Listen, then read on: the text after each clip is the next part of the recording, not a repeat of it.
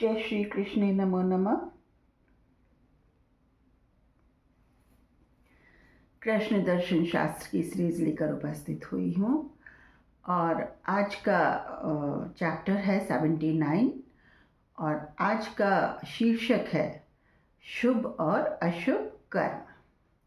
तो मैं जो भी आप मुझे समझते हैं प्राण स्वरूप कृष्ण हूँ और मैं कृष्ण अपने अर्जुन स्वरूप आत्माओं को, चेतनाओं को जो मन और माइंड की कॉन्शियसनेस में चलती हैं उनको ज्ञान करा रहा हूँ। मेरा स्वरूप जो भी आप समझें वो आपको विदित होना चाहिए या हो गया होगा, लेकिन मेरा स्वरूप जो भी है वो मैं कृष्ण स्वरूप में हूँ, प्राण हूँ। तो आज मैं बता रहा हूँ आपको शुभ और अशुभ कर्मों के बारे में। शुभ और अशुभ कर्म क्या होते हैं? शुभ और अशुभ कर्म ज़्यादातर हम ये समझते हैं कि जो भी सात्विक कर्म होते हैं, जो भी पूजा अर्चना से जुड़े हुए कर्म होते हैं वो शुभ कर्म होते हैं और जो भी तामसिक कर्म होते हैं वो अशुभ कर्म होते हैं। हाँ, बिल्कुल यही बात है कि सात्विक कर्मों को हम शुभता की श्रेणी में रखते हैं और तामसिक कर्मों को हम अशुभ कर्मों की श्रेणी में रखते हैं। तो बात तो यही है, लेकिन एक बात और है, कई बार तामसिक कर्म शुभता बन जाता है। तामसिक कर्म शुभता बन जाते हैं। कैसे? जैसे भगवान राम ने कितने सारे दैत्यों को मारा, असुरों को मारा, रावण को मारा, लेकिन वो शुभता में आ गया ना।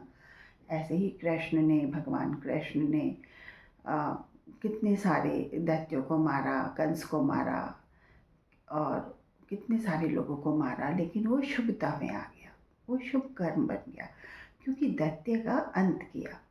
ऐसे ही जब जवान बॉर्डर पर लड़ाई करता है, दुश्मनों को मारता है, करने को तो वो हिंसा करता है, तामसिक कर्म है, लेकिन वो शुभता में आ गया क्योंकि उसने देश के लिए दुश्मन का वध किया, दुश्मन को मारा, दुश्मन का संहार किया। तो तामसिक कर्म भी कई बार शुभता लिए आ जाता है अगर वो मानव जीवन के कल्याण के लिए किया गया है, मानव जीवन के कल्याण के लिए किया गया है, तो ये कर्म भी शुभता लिए आ जाता है। ऐसे ही सात्विक कर्म कई बार अशुभ बन जाता है। कैसे? देखिए, सात्विक कर्म कई बार अशुभ बन जाता है। कैसे? कि जैसे घर में कोई व्यक्ति बीमार है, आप उसकी सेवा शुश्रूषा तो कर नहीं रहे हैं, उसको सेवा प्रदान तो कर नहीं रहे हैं, है ना।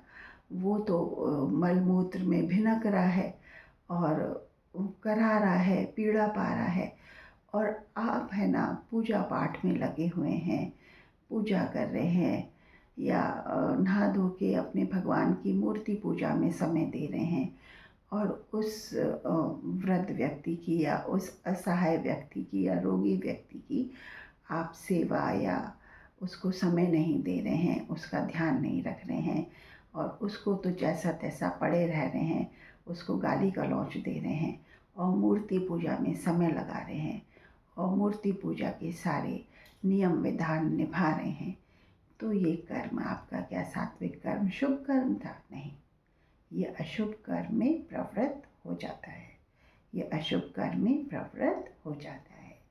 तो शुभ अशुभ की श्रेणी यूँ तो सात्विक और तामसिक के हिसाब से हम बांट देते हैं, लेकिन ऐसे ही राजसिक कर्मों के बारे में बताता हूँ कि राजसिक कर्म शुभ भी होते हैं, अशुभ भी होते हैं।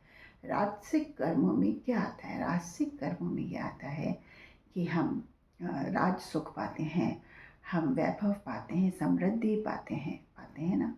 लेकिन राजसिक कर्मों में हम जो सेवा पाते हैं, सेवा हम किन व्यक्तियों से पा रहे हैं ये भी देखें। सेवा करने वाला व्यक्ति अगर खुशी खुशी हमारी सेवा कर रहा है और बोझ तले नहीं दबा है, सेवा के अत्यधिक बोझ तले नहीं दबा है और खुशी खुशी हमारे लिए कर्म कर रहा है और उसका कुछ प्रतिदान भी हमसे पा रहा है, कुछ सैलरी या कुछ धन भी हमसे पा रहा है, हमारी सेवा कर रहा है, खुशी खुशी कर रहा है और सेवा के अत्यधिक बोझ तले नहीं दबा है, तो ये कर्म ठीक है, शुभ है, उसका भला हो रहा है और हम उससे सेवा प्राप्त कर रहे हैं, हमारा भी कार्य पूर्ण हो रहा है। लेकिन अगर राजसिक कर्म में हम किसी व्यक्ति को अपने अपने पद प्रतिष्ठा उसका पद प्रतिष्ठा अपने नाम के वास्ते पे सेवा करवा रहे हैं, मुफ्त की सेवा करवा रहे हैं, या मुफ्त का उससे कार्यक्रम कुछ करवा रहे हैं, या रिश्वत खा रहे हैं, या मुफ्त की सेवा करवा रहे हैं, या उसको किसी बोझ तले ऐसा दबा दिया है हमने कि वो उभर भी नहीं पा रहा है, आपके राजधर्म की वजह से वो आपकी तरफ कुछ बोल भी नहीं पा रहा है, अपनी आवाज़ भी नहीं उठा रहा है और बिल्कुल मूक गुलाम बन के रह गया है और दबा हुआ है और प्रतिदान या धन भी नहीं पा रहा है और अपने अपने प्राणों के ऊपर बड़ा प्रहार पा रहा है, उसके प्राण भीतर करा रहे हैं, तो ये राजसिक कर्मों में ये अशुभ कर्म हो रहा है हमसे, ये राजसिक कर्मों में हमसे अशुभ कर्म हो रहा है। तो ये है शुभ और अशुभ कर्म। तो जब भी आप कोई कर्म करें, उन पर ध्यान दें कि ये कैसे कर्म मैं कर रहा हूँ। कर्मों की कितनी व्याख्या मैंने बता दी है आपको इन चैप्टर्स में, ये जो भी चैप्टर्स मैं आपको बता रहा हूँ। आज हम बस इतना ही बताएंगे। जय श्री कृष्ण।